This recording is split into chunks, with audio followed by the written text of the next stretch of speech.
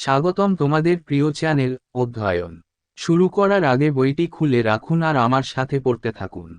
আমাদের এই ছোট্ট চ্যানেলটি সাবস্ক্রাইব করতে ভুলবেন না। চলুন শুরু করি। Chapter 3 British Expansion in North India, Conquest of Sindh, Punjab and Awadh, 1843 to 57. অধ্যায় 3 উত্তর ভারতে ব্রিটিশ সম্প্রসারণ, সিন্ধু, পাঞ্জাব ও আওধ বিজয় 1843 থেকে 57। In North India, Rohilkhand and Etawah had been annexed by Shuja-ud-Daulah in 1774, and later incorporated into Company's territory in 1801. Thus, only Punjab and Awadh were left as major powers in North India. Sindh, now spelled Sindh, in the west was conquered in 1847, which has also been mentioned here. In this way, from 1818 to 1857, the British completed the task of conquering the whole of India. উত্তর ভারতে রোহিলখণ্ড এবং ইটাওয়া 1774 সালে শুজা-উদ-দৌলা দ্বারা সংযুক্ত করা হয়েছিল এবং পরবর্তীতে 1801 সালে কোম্পানির অঞ্চলে অন্তর্ভুক্ত করা হয়েছিল। এইভাবে উত্তর ভারতের প্রধান শক্তি হিসাবে শুধুমাত্র পাঞ্জাব এবং আওয়াধ অবশিষ্ট ছিল। 1847 সালে পশ্চিমে সিন্ধু, বর্তমানে সিন্ধু বানান জয় করা হয়েছিল, যা এখানে উল্লেখ করা হয়েছে। এভাবে 1818 থেকে 1857 সাল পর্যন্ত ব্রিটিশরা সমগ্র ভারত জয়ের কাজ সম্পন্ন করে। Conquest of Sindh, 1843. In 1780s, Sindh was captured by the Tilpurs, a Baluch tribe, led by Mir Fateh Ali Khan. After his death, it came to be shared by his four brothers, known as Char Yar, who called themselves the Amirs or Lords of Sindh. Soon these Amirs extended their kingdom on all sides, capturing Amarko from the Raja of Jodhpur, Karachi from the Chief of Luz, Shikarpur and Bukkar from the Afghans. সিন্ধু বিজয় 1843। 1780 এর দশকে Mir Fattah Ali খানের নেতৃত্বে একটি বেলুচ উপজাতি তালপুরারা সিন্ধু দখল করে। তার মৃত্যুর পর এটি চার ইয়ার নামে পরিচিত তার চার ভাই দ্বারা ভাগ করা হয়েছিল, যারা নিজেদেরকে সিন্ধুর আমির বা লর্ড বলে অভিহিত করেছিলেন। শীঘ্রই এই আমিররা যোধপুরের রাজার কাছ থেকে অমরকোট, লুজের প্রধানের কাছ থেকে করাচি, শিকারপুর এবং আফগানদের কাছ থেকে বক্কর দখল করে চারদিকে তাদের রাজ্য বিস্তার করে। Context of Anglo-French rivalry. From 1740 to 1800, Anglo-French rivalry was primarily confined to South India and ended with the defeat of Tipu Sultan and his French connection, 1799. After 1807, the Anglo-French conflict shifted to the northwest. After the French defeat in naval conflict, Napoleon planned to invade India via land route.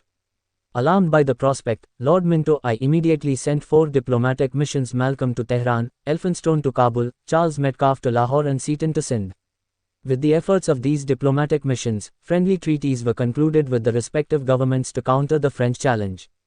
অ্যাংলো-ফরাসি প্রতিদ্বন্দ্বিতার প্রসঙ্গ। 1740 থেকে 1800 সাল পর্যন্ত অ্যাংলো-ফরাসি প্রতিদ্বন্দ্বিতা প্রাথমিকভাবে দক্ষিণ ভারতে সীমাবদ্ধ ছিল এবং টিপু সুলতানের পরাজয় এবং তার ফরাসি সংযোগ 1799 এর মাধ্যমে শেষ হয়েছিল।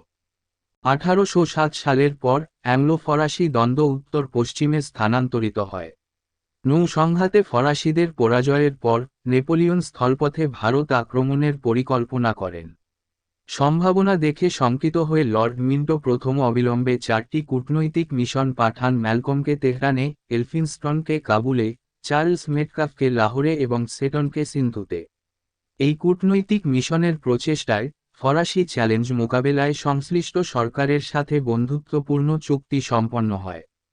Thus, in 1809, the Treaty of Eternal Friendship was signed with the Amirs, who promised not to allow the French to settle in Sindh. In 1820, the treaty was renewed to further exclude the Americans from Sindh. But soon, the commercial and navigational value of the Indus began to attract the attention of the company's authorities. Consequently, in 1832, William Bentinck sent Colonel Pottinger to Sindh to sign a new commercial treaty with the Amirs.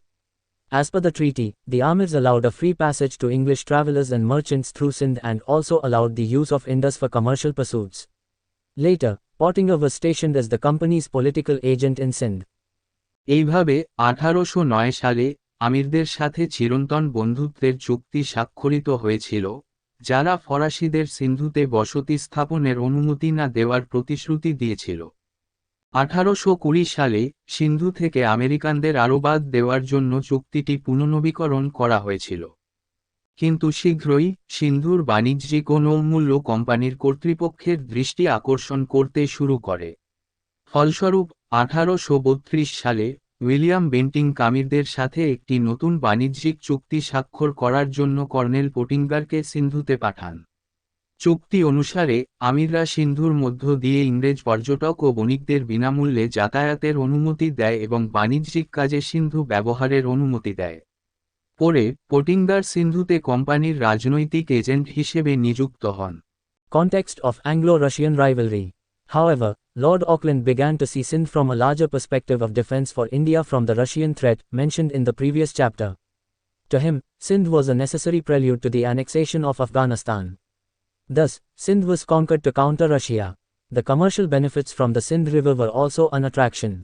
Anglo Russian প্রতিদ্বন্দ্বিতার প্রসঙ্গ। যাই হোক, Lord Auckland সিন্ধুকে রাশিয়ার হুমকি থেকে ভারতের প্রতিরক্ষার বৃহত্তর দৃষ্টিকোণ থেকে দেখতে শুরু করে আগের অধ্যায়ে উল্লিখিত। তার কাছে সিন্ধু ছিল আফগানিস্তানের অধিভুক্তির একটি প্রয়োজনীয় ভূমিকা। এভাবে রাশিয়াকে প্রতিহত করার জন্য সিন্ধু জয় করা হয়। সিন্ধু নদী থেকে বাণিজ্যিক সুবিধাও একটি আকর্ষণ ছিল। Soon Ranjit Singh captured Rojan, a town on the Sindh frontier, giving the company a chance to offer protection to the Amirs. The Amirs had neither desired nor asked for foreign help, yet they were forced to sign a subsidiary treaty in 1839 and accept a British resident at Hyderabad. The Amirs had virtually passed under British protection. শীঘ্রই রঞ্জিত সিং সিন্ধু সীমান্তের একটি শহর রোজান দখল করেন, কোম্পানিকে আমিরদের সুরক্ষা দেওয়ার সুযোগ করে দেন। আমিররা বিদেশি সাহায্য কামনা করেননি বা চাননি, তবুও তারা 1839 সালে একটি সহায়ক চুক্তি স্বাক্ষর করতে এবং হায়দ্রাবাদে একজন ব্রিটিশ বাসিন্দাকে গ্রহণ করতে বাধ্য হন। আমিররা কার্যত ব্রিটিশ সুরক্ষায় চলে গিয়েছিলেন। During the Afghan War, 1839-42, the Amirs of Sindh found themselves saddled with the responsibility of helping the British forces. Parts of their territory like Shikarpur, Bukkar and Karachi were taken away in gross violation of the Treaty of Perpetual Friendship, and they also had to contribute a large amount of money in order to maintain troops in their midst whom they did not want. The independent position of the Amirs was gone forever. Afghan যুদ্ধের সময় 1839 থেকে 42 সিন্ধুর আমিররা নিজেদেরকে British বাহিনীকে সাহায্য করার দায়িত্বে জর্জরিত দেখতে পান। তাদের ভূখণ্ডের কিছু অংশ যেমন শিকারপুর, বক্কর এবং করাচি চিরস্থায়ী বন্ধুত্বের চুক্তির চরম লঙ্ঘন করে কেড়ে নেওয়া হয়েছিল এবং তাদের মধ্যে সৈন্য বজায় রাখার জন্য তাদের বিপুল পরিমাণ অর্থ প্রদান করতে হয়েছিল যাদের তারা চায়নি। আমিরদের স্বাধীন অবস্থান চিরতরে বিলুপ্ত হয়ে গেল। In 1842, Lord Ellenborough succeeded Auckland as Governor-General and proved to be equally unscrupulous in his dealings with the Amirs. He was eager to find a pretext for the annexation of Sindh and in doing so, regain the English prestige which had suffered during the First Afghan War. 1842 সালে Lord এলেনবরো অকল্যান্ডের governor general হিসাবে স্থলাভিষিক্ত হন এবং আমিরদের সাথে তার আচরণে সমানভাবে বেঈমান প্রমাণিত হন। তিনি সিন্ধু অধিগ্রহণের জন্য একটি অজুহাত খুঁজতে আগ্রহী ছিলেন এবং এটি করতে গিয়ে প্রথম আফগান যুদ্ধের সময় ইংরেজদের প্রতিপত্তি ফিরে পেতে পারেন। In September 1842, Major Outram was replaced by Sir Charles Napier as British resident in Sindh. Napier was equally eager to annex the province and followed a bullying policy. He charged the Amirs of hostility and disaffection towards the British government. 1842 সালের সেপ্টেম্বরে major Outram sir Charles নেপিয়ারের স্থলাভিষিক্ত হন সিন্ধুতে British বাসিন্দা হিসেবে। Napier প্রদেশটি সংযুক্ত করতে সমানভাবে আগ্রহী ছিলেন এবং একটি গুন্ডামি নীতি অনুসরণ করেছিলেন। তিনি আমিরদের বিরুদ্ধে ব্রিটিশ সরকারের প্রতি শত্রুতা ও অসন্তোষের অভিযোগ আনেন। Sir Charles Napier said, "We have no right to seize Sindh, but we shall do so in a very advantageous, useful, humane, piece of rascality it will be." Sir Charles Napier বলেছিলেন, আমাদের সিন্ধু দখল করার কোনো অধিকার নেই, ভেজা আমরা তা করব এবং এটি একটি খুব সুবিধাজনক, দরকারি, মানবিক বর্বরতা হবে। Causes of annexation of Sindh. To counter Russian threat, Sindh was seen as a necessary prelude to the annexation of Afghanistan. To gain commercial benefits from the Sindh River, and to regain the English prestige which had suffered during the First Afghan War. সিন্ধুর সংযুক্তির কারণ, রুশ হুমকি মোকাবেলা করার জন্য সিন্ধুকে আফগানিস্তানের অধিভুক্তির একটি প্রয়োজনীয় ভূমিকা হিসাবে দেখা হয়েছিল। সিন্ধু নদী থেকে বাণিজ্যিক সুবিধা লাভের জন্য এবং প্রথম আফগান যুদ্ধের সময় ইংরেজদের প্রতিপত্তি ফিরে পেতে Sindh was finally annexed in 1843 after a brief campaign, battles of Miani and Dabu, led by Sir Charles Napier. Napier called the Sindh Wars, the tale of the Afghan storm. In 1847, Sindh was made part of British India's Bombay Presidency. Sir Charles নেপিয়ারের নেতৃত্বে একটি সংক্ষিপ্ত অভিযানের মিয়ানি এবং ডাবর যুদ্ধ পরে 1843 সালে সিন্ধু অবশেষে অধিভুক্ত হয়। নেপিয়ার সিন্ধু যুদ্ধকে আফগান ঝড়ের লেজ বলে অভিহিত করেছিলেন।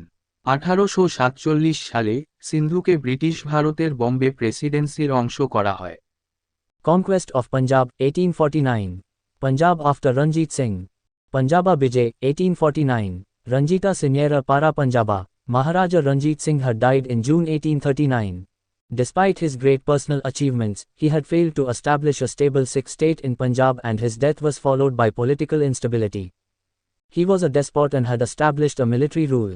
He left behind a standing army of 40,000 soldiers. The strength of the army increased threefold within 5 years of his death, which proved to be a great burden on the shrinking resources of the state. When the soldiers could not be paid salaries, they went out of control and interfered in politics.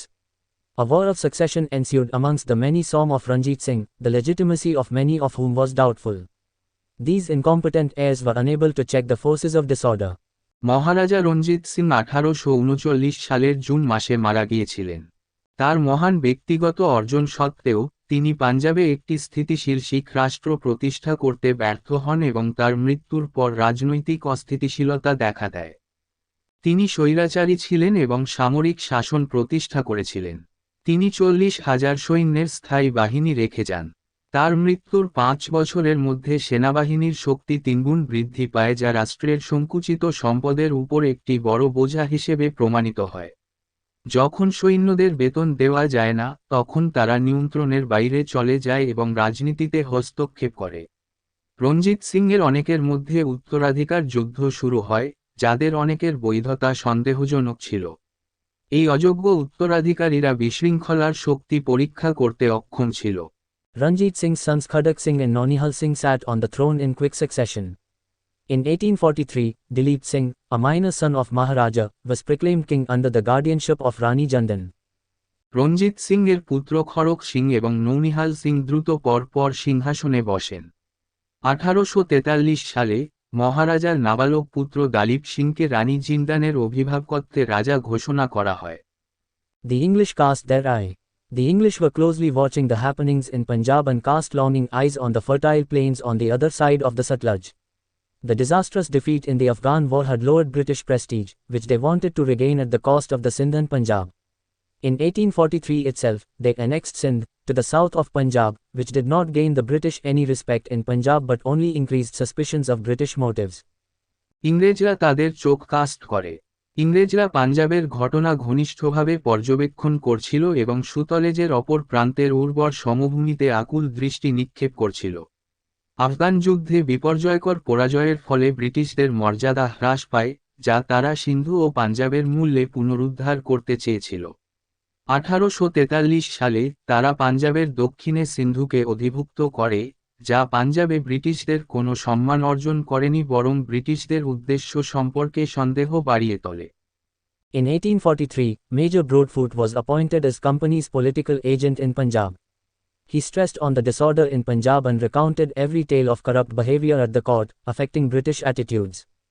1843 সালে major ব্রডফুট পাঞ্জাবে কোম্পানির রাজনৈতিক agent হিসাবে নিযুক্ত হন।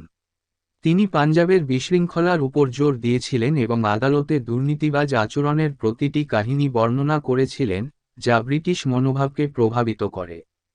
In 1844, Lord Ellenborough was succeeded by Lord Hardinge as Governor-General. Hardinge undertook vigorous measures to strengthen the company's military position. The company's troops in Punjab and Sindh were trained and fortified. The company took a hypocritical stand and contended that the preparations were only defensive in nature and calculated to meet a possible attack from the Sikhs. In an attempt to shift the responsibility of war on the shoulders of the Sikhs, the English variously wrote. 1844 সালে Lord এলেনবোরো governor general হিসাবে Lord হার্ডিঞ্জের স্থলাভিষিক্ত হন। Hardinge কোম্পানির সামরিক অবস্থানকে শক্তিশালী করার জন্য জোরালো পদক্ষেপ গ্রহণ করেন। পাঞ্জাব ও সিন্ধুতে কোম্পানির সৈন্যদের প্রশিক্ষিত ও সুরক্ষিত করা হয়েছিল। কোম্পানি একটি কপট অবস্থান নিয়েছিল এবং দাবি করেছিল যে প্রস্তুতিগুলি শুধুমাত্র প্রতিরক্ষামূলক প্রকৃতির ছিল এবং শিখদের কাছ থেকে সম্ভাব্য আক্রমণের জন্য গণনা করা হয়েছিল। শিখদের কাঁধে যুদ্ধের দায়িত্ব স্থানান্তর করার প্রয়াসে ইংরেজরা বিভিন্নভাবে লিখেছিল। If the army could not be controlled, it must be disbanded or its energies diverted in war. No one dreaded to do the former, and so the latter was the only recourse. সেনাবাহিনীকে নিয়ন্ত্রণ করতে না পারলে তাকে ভেঙে দিতে হবে অথবা যুদ্ধে এর শক্তিকে সরিয়ে দিতে হবে। কেউ আগেরটি করতে ভয় পায়নি এবং তাই পরেরটিই ছিল একমাত্র অবলম্বন। Rani Jandan dreaded the absolute power of the Khalsa army and found her only hope of security in urging it on to challenge British supremacy.